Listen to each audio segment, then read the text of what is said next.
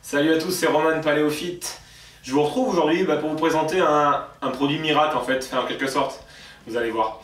Je sais qu'il y a pas mal de mes lecteurs qui m'ont dit qu'ils aimaient bien boire du café, qu'ils aimaient bien mettre du sucre dedans, qu'ils aimaient bien mettre du sucre le matin dans leur petit-déj parce que bon, ils en ont l'habitude.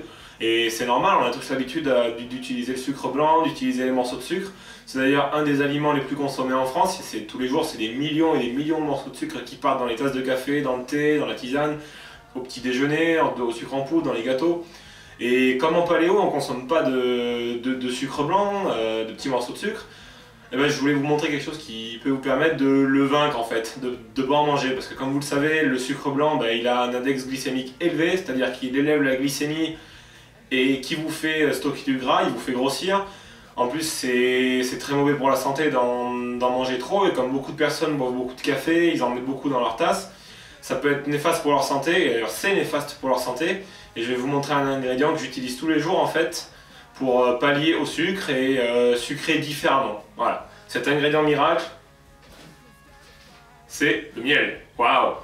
Bah oui, il faut savoir que le miel, on s'en sert très peu en fait. J'ai remarqué que très peu de gens en ont dans leur placard, ou alors ils en ont un pot puis ils le laissent un an mariner, et donc du coup après il reste au fond du placard et il n'est pas mangé.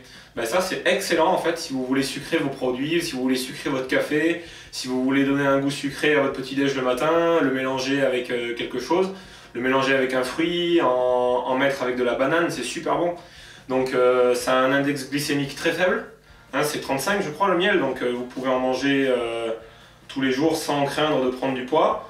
Bon, faut pas en abuser non plus, faut pas prendre des grosses cuillères, mais ça peut être un très très bon aliment pour pallier au sucre blanc, au sucre en poudre qu'on trouve partout et qui est mauvais pour la santé, quoi.